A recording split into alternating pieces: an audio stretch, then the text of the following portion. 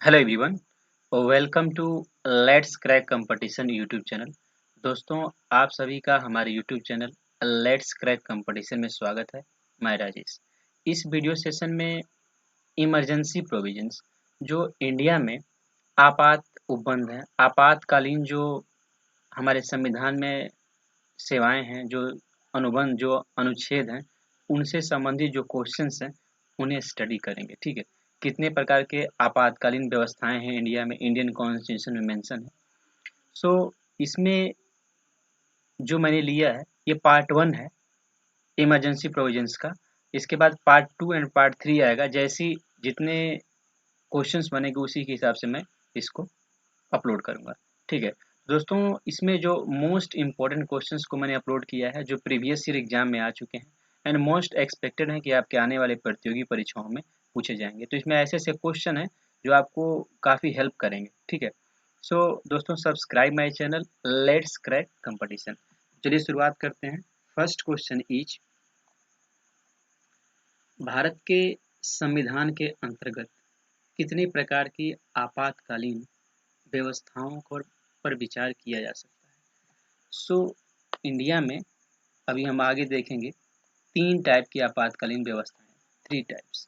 ठीक है, अभी जैसे जैसे नेक्स्ट क्वेश्चन आएगा तो अभी इतना ही कितने प्रकार की आपातकालीन व्यवस्थाएं हैं, तो ये है 3 टाइप्स की। ठीक है, नेक्स्ट क्वेश्चन इज, भारत का राष्ट्रपति किस प्रकार के आपातकाल की उद्घोषणा कर सकता है। तो ये पूछ रहा है भारत का जो राष्ट्रपति है किस प्रकार के आपातकाल की उद्घोषणा कर सकता है। राष्ट्रीय आपातकाल, यस कर सकता है। राज्य संवैधानिक आपातकाल, ये जो क्या होता है किसी राज्य में राष्ट्रपति शासन लागू हो जाता है उसी को बोलते हैं राज्य संवैधानिक आपातकाल, यस। और वित्तीय आपातकाल, यस, ये तीनों कर सकता है।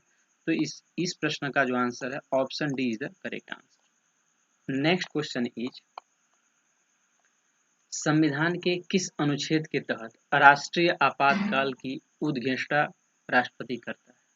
तो इसमें देखो, राष्ट्रीय जैसे जैसे क्वेश्चन आगे बढ़ता जाएगा हम देखेंगे राष्ट्रीय आपातकाल 2 तरीके के होते हैं। एक युद्ध हो गया या बाह्य आक्रमण हो गया, एक आंतरिक विद्रोह। इसे इंडिया में माओविस्ट है, माओवादी हैं, उन्होंने कोई विद्रोह कर दिया या कुछ पर्टिकुलर जाति या समूह के रिबिलियंस ने आंतरिक या सशस्त्र विद्रोह कर दिया, तो उस तरह की कंडीशन को राष्ट्रीय आपातकाल, नेशनल इमरजेंसी बोला जाता है।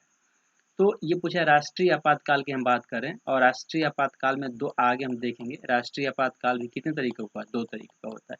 तो ये अनुच्छेद जो है 352 में मेंशन है कि नेशनल इमरजेंसी से संबंधित प्रोविजन है। Article 352, option A is the correct answer. Next one is, अब तक कितनी बार राष्ट्रीय आपातकाल की उद्घोषणा राष्ट्रपति द्वारा की जा चुकी है। तो ये पूछ रहा है नेशनल इमरजेंसी, राष्ट्रीय आपातकाल का पूछ रहा है कितनी बार किया जा चुका है। तो अब तक 3 बार किया जा चुका है। इसमें आपको ये बात ध्यान रखना है कि नेशनल इमरजेंसी की बात कर रहा है। एक और होता है जिसे किसी राज्य में राष्ट्रपति शासन लग जाता है, उसको नहीं बोल रहा है, क्योंकि वो भारतीय में संवैधानिक जब संकट आ जाता है तब लगता है। लेकिन यहाँ पे राष्ट्रीय आपातकाल, नेशनल इमरजेंसी की बात कर रहा है केवल, तो अब तक केवल 3 बार लगा हुआ। और फाइनेंशियल जो इमरजेंसी है, जो वित्तीय आपातकाल है, वो अब तक कभी नहीं लगा हुआ। तो नेक्स्ट क्वेश्चन में जैसे जैसे क्वेश्चन आते जाएंगे वैसे वैसे हम इसको स्टडी करेंगे। नेक्स्ट वन इज, राष्ट्रीय राष्ट्रपति राष्ट्रीय आपातकाल की उद्घोषणा किन परिस्थितियों में कर सकता है। नेशनल इमरजेंसी की बात कर रहा है यहाँ पे, तो युद्ध होगा, यस। बाह्य आक्रमण, ऑब्वियस सी बात है, किसी ने आक्रमण कर दिया। और सशस्त्र विद्रोह जो होता है ये इंटरनल होता है, जैसे लाइक जैसे रिबिलियंस है, किसी ग्रुप या जाति से माओविस्ट है, तो ये इंटरनल होता है। तो ठीक है, तो अब तक जो बाह्य वाले होते हैं, युद्ध बाह्य आक्रमण की वजह से 2 बार लॉकडाउन, 2 बार जो है नेशनल इमरजेंसी लग चुकी है। और सशस्त्र विद्रोह के आंतरिक विद्रोह के कारण 1 बार। तो नेक्स्ट क्वेश्चन में हम इस चीज को स्टडी करेंगे। तो इसका जो ऑप्शन होगा ये option D is the correct answer, option D is the correct answer. Next one is, बाह्य आक्रमण के आधार पर अब तक राष्ट्रपति ने कितनी बार राष्ट्रीय आपातकाल की उद्घोषणा की है। बाह्य आक्रमण पूछ रहा है, जैसे किसी अटैक या युद्ध की वजह से अब तक कितनी बार राष्ट्रपति ने नेशनल इमरजेंसी, राष्ट्रीय आपातकाल, नेशनल इमरजेंसी की घोषणा की है। तो अब तक 2 बार हो चुका है, option B is the correct answer. Next one is, आंतरिक अशांति, देखो आ गया ना, आंतरिक अशांति के आधार पर अब तक कितनी बार राष्ट्रीय आपातकाल की उद्घोषणा राष्ट्रपति द्वारा की गई है? तो 2 बार की गई है। आंतरिक अशांति, इसके नेक्स्ट वाले क्वेश्चन में था बाह्य आक्रमण के कारण, जैसा कि ये पूछ रहा आंतरिक अशांति के कारण, तो आंतरिक अशांति के कारण केवल एक बार हो चुका है। नेक्स्ट क्वेश्चन में जैसे जैसे क्वेश्चन आएंगे वैसे वैसे हम स्टडी करेंगे कब आंतरिक अशांति की वजह से राष्ट्रीय आपातकाल की घोषणा की गई थी। तो ऐसा केवल एक बार हुआ है, वो भी इंदिरा गांधी ने किया था, national emergency. Next question is, अब बढ़ते हैं नेक्स्ट क्वेश्चन की तरफ। देश में पहली बार राष्ट्रीय आपातकाल नेशनल इमरजेंसी की उद्घोषणा कब हुई? फर्स्ट टाइम पूछ रहा है, तो ये हुई थी 26 अक्टूबर 1962 को। आपको ध्यान रखना है, ऑप्शन है 4 सितंबर 1962, 5 नवंबर 1962, काफी क्लोज है 16 दिसंबर 1962, लेकिन ये हुआ था 26 दिसंबर 1962। अब बढ़ते हैं नेक्स्ट क्वेश्चन की तरफ। तो पहली बार कब लगा था राष्ट्रीय आपातकाल? 26 अक्टूबर 1962। नेक्स्ट वन इज, देश में दूसरी बार राष्ट्रीय आपातकाल की उद्घोषणा कब की गई? सेकेंड टाइम्स पूछ रहा है, दूसरी बार राष्ट्रीय आपातकाल कब लगी? तो ये लगा था 3 दिसंबर 1971 को, जब इंडिया पाकिस्तान में युद्ध हुआ था। जो पहली बार जो लगा था 26 अक्टूबर 1962 को, ये इंडिया और चाइना के बीच युद्ध हुआ था, तब लगा था। और नेक्स्ट टाइम लगा जो 3 दिसंबर 1971 को, जब इंडिया पाकिस्तान के बीच युद्ध हुआ। नेक्स्ट वन इज, राष्ट्रपति ने तीसरी बार राष्ट्रीय आपातकाल की उद्घोषणा कब की? तो ये हुआ था 26 जून 1975 को। आगे हम देखेंगे, यही जो थर्ड टाइम्स वाला है, यही जो हुआ ये आंतरिक विद्रोह के कारण हुआ था। ठीक है, ये इंदिरा गांधी ने लगाया था अपनी सत्ता बचाने के लिए। तो नेक्स्ट क्वेश्चन में आएगा ही, तो वेट करिए। तीसरी बार राष्ट्रीय आपातकाल की उद्घोषणा राष्ट्रपति ने किस आधार पर की? ये पूछ रहा है कि जो तीसरी बार, जो थर्ड टाइम्स जो नेशनल इमरजेंसी घोषित हुआ, उसकी उद्घोषणा जो है राष्ट्रपति ने किस आधार पर किया था? तो युद्ध की स्थिति में नो, बाह्य आक्रमण नो, आंतरिक अशांति yes. Option see the correct answer. सशस्त्र विद्रोह नहीं, आंतरिक अशांति समझिए, इसको बाद में सशस्त्र विद्रोह और आंतरिक अशांति में हम डिफरेंस समझेंगे।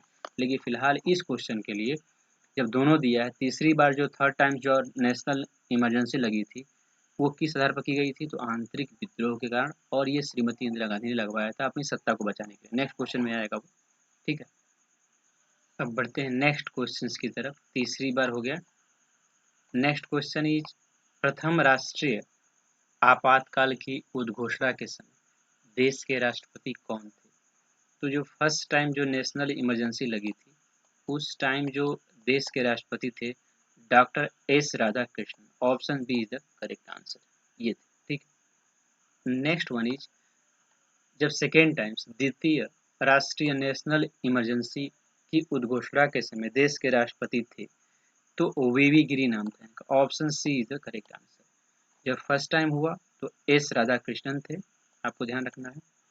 जब नेक्स्ट टाइम नेशनल इमरजेंसी लगी उस टाइम डॉक्टर वीवी गिरी थे, सी।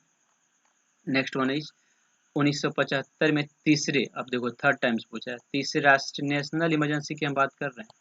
यहाँ पे हम राज्य में जो संवैधानिक संकट आता है, राष्ट्रपति शासन उसकी नहीं, जो राज्य में राष्ट्रपति शासन लागू हो जाता है उसकी बात नहीं, नेशनल इमरजेंसी की बात हुई यहाँ पे। तो 1975 में तीसरे राष्ट्रीय आपातकाल की उद्घोषणा किसने की? तो ये की थी फखरुद्दीन अली अहमद ने, ये फखरुद्दीन अली अहमद ने। ठीक है, सो ये उस समय राष्ट्रपति थे, या अभी इसको नेक्स्ट क्वेश्चन में देखेंगे हम। ठीक है, तो नेक्स्ट वन इज, 1975 के राष्ट्रीय आपातकाल की उद्घोषणा के संबंध में कौन सा कथन सही है? तो 1975 में जो नेशनल इमरजेंसी लगी थी उसके संबंध में कौन सी बात सही है? तो ये बात देखिए, इसमें क्या हुआ था, इंदिरा गांधी ने अपनी सत्ता को बचाने के लिए ये लगाया था आंतरिक विद्रोह का। हुआ यह था कि जो इलाहाबाद हाई कोर्ट ने जो उन्होंने चुनाव लड़ा था रायबरेली से, तो उसमें धांधली की वजह से उनकी जो इलेक्शन का रिजल्ट था उनको रद्द कर दिया था, और उनको घोषित कर दिया था कि चुनाव हार चुकी है, जबकि वो गलती से मतलब धांधली करके जीत गई थी। तो इसमें इन्होंने क्या किया कि इसमें क्या किया था कि मंत्रिमंडल से विचार विमर्श करने के बाद ही हम राष्ट्रपति शासन लागू करते हैं। लेकिन इन्होंने क्या किया कि मंत्रिमंडल के अनुमोदन के पूर्व ही प्रधानमंत्री की सिफारिश पर राष्ट्रपति ने उद्घोषणा की। मंत्रिमंडल के अनुमोदन के पूर्व, यानी मंत्रिमंडल में बात विचार संसद में नहीं हुई, उससे पहले ही इन्होंने क्या किया, प्रधानमंत्री से सिफारिश करके राष्ट्रपति शासन लगवा, यानी कहने का मतलब बिना मंत्रिमंडल से पूछे प्रधानमंत्री की केवल, जबकि बात प्रोविजन ये है कि मंत्रिमंडल के साथ साथ प्रधानमंत्री को भी एक तरह से दोनों का मत और दोनों का विचार मिलने के बाद ही, डिस्कस करने के बाद ही हम राष्ट्रपति शासन लगाते हैं। तो इस प्रश्न का answer D. Next one is 44वें संविधान संशोधन 1978 के अनुच्छेद 352 में किस शब्द के स्थान पर सशस्त्र विद्रोह शब्द रखे गए। तो ये देखिए, जो 1944 जो 44वां संशोधन हुआ था 1978 में, इसमें क्या किया गया कि सशस्त्र विद्रोह शब्द रखे गए, यानी जोड़े गए, ऐड किया गया। तो ये आंतरिक अशांति, जो शब्द था उसके बाद ये किया गया, ठीक है। सो आपको ध्यान रखना है आंतरिक अशांति, ठीक है, आंतरिक अशांति के स्थान पे सशस्त्र विद्रोह शब्द का रखा गया, क्योंकि मतलब ये फर्जीवाड़ा हुआ था, आंतरिक अशांति जैसी कोई चीज़ नहीं थी, ये मतलब इलेक्शन में जीतने के लिए उन्होंने ऐसा किया था। तो सशस्त्र विद्रोह रखा गया कि मतलब कोई रिबेलियन से, जैसे माओवादी हो गया, कुछ जाति समूह के लोग। अभी भी देखो नागालैंड, और हम बात करें नॉर्थ ईस्ट में तो कुछ मणिपुर नागालैंड के लोग जो हैं वहाँ पे विरोध करते हैं कि हमको अलग राष्ट्र चाहिए। तो ये 44 अमेंडमेंट में ऐसा किया गया कि नहीं भाई, आप इसको आंतरिक शब्द के स्थान पे सशस्त्र विद्रोह शब्द रखे गए, जोड़ा गया, ऐड किया गया, ठीक है। तो 1978 के जो 1978 के 44वें संशोधन में ऐसा किया गया। ये बहुत ही इंपॉर्टेंट क्वेश्चन है, ठीक है। तो इस क्वेश्चन का आंसर है आंतरिक अशांति, ऑप्शन ए इज द, इसको रिप्लेस करके सशस्त्र विद्रोह शब्द रखा गया। नेक्स्ट वन इज राष्ट्रीय आपातकाल की उद्घोषणा को संसद के समक्ष उसकी स्वीकृति हेतु रखा जाना आवश्यक। तो मतलब इस संसद में 1 महीने के अंदर का टाइम होता है कि राष्ट्रीय आपातकाल की उद्घोषणा को संसद के समक्ष उसकी स्वीकृति हेतु रखा जाना, मतलब कहने का मतलब है राष्ट्रपति आपातकाल लगाने से पहले संसद में आपको उसकी परमिशन लेनी पड़ती है, जो कि 1 महीना लगाने से पहले 1 महीना पहले ही आपको संसद में ये बात बतानी होती है, ठीक है। तो आपको ध्यान रखना, 1 माह अंदर आपको राष्ट्रपति नेशनल इमरजेंसी लगाने से पहले संसद में 1 महीना पहले आपको उसको डिस्कस करना पड़ेगा, चाहे विपक्ष हो चाहे पक्ष हो, जो भी मंत्रिमंडल उस पर एक बार अवेयर हो जाएगा। और राष्ट्रीय आपातकाल की अधिकतम अवधि की सीमा है, तो नेशनल इमरजेंसी की कोई सीमा नहीं होती, राष्ट्रीय आपातकाल जो होता है उसकी कोई जो सीमा नहीं होती है। Option D is the correct answer. आगे हम स्टडी करेंगे कि जो राज्य में राष्ट्रपति शासन लगता है, इसलिए किसी संवैधानिक संकट की वजह से, उसकी अधिकतम सीमा 3 वर्ष होती है, लेकिन इसमें ऐसा कुछ नहीं है, मिनिमम 6 महीने की होती है, लेकिन इसमें ऐसा कुछ नहीं, ये national emergency. Next one is राष्ट्रपति राष्ट्रीय आपात की घोषणा कर सकते हैं तब जब उन्हें लगता है कि भारत की सुरक्षा खतरे में है, ठीक है। तो प्रधानमंत्री उन्हें ऐसा करने का परामर्श दे, उन्हें ऐसा करने के लिए केंद्रीय कैबिनेट का लिखित निर्णय प्राप्त हो, संसद ऐसी उद्घोषणा के लिए प्रस्ताव पारित करे, नो। तो ये जो राष्ट्रपति जो है राष्ट्रीय आपातकाल की घोषणा कर सकता है तब, इसका ऑप्शन जो है सी करेक्ट है। उन्हें ऐसा करने के लिए केंद्रीय कैबिनेट, जो सेंट्रल गवर्नमेंट का कैबिनेट लिखित निर्णय देता है, तभी लग सकता है। ये देखो लिखा है कि जब उन्हें लगे कि भारत की सुरक्षा खतरे में नहीं, लेकिन संसद, राष्ट्रपति जो इंडिया में हेड नहीं है, वो अपने मन का नहीं कर सकता जब तक उसे संसद से परमिशन, प्रधानमंत्री उन्हें ऐसा करने का तो भी नहीं। प्रधानमंत्री देखो इंदिरा गांधी केस में ऐसा हो गया था कि बिना मंत्रिमंडल से पूछे उन्होंने लगा दिया था, लेकिन प्रोविजन ये है कि उन्हें संसद में डिस्कस करो, अगर नहीं भी कर पाए तो केंद्रीय कैबिनेट की जो है बैठक बुलाओ और उसके बाद निर्णय लो। हो सकता है कि मतलब कई बार क्या होता है, नेशनल इमरजेंसी केस में नहीं संसद चल पाती है, तो केंद्रीय कैबिनेट भी होना चाहिए, ठीक है। तो आपको ये चीज़ ध्यान, तो option C is the correct answer. Next one is राष्ट्रीय आपातकाल की उद्घोषणा का स्वतः प्रभाव होता है, तो अनुच्छेद 19 के अंतर्गत प्राप्त मूल अधिकारों का निलंबन, अनुच्छेद 20 और 21 के अंतर्गत प्राप्त मूल अधिकारों को छोड़कर से सभी मूल अधिकारों, ये जो है आपको ध्यान रखना है, राज्यों में राष्ट्रपति शासन का प्रवर्तन, न्यायालयों की सभी प्रकार के रीट भारी करने की शक्ति पर प्रतिबंध हो।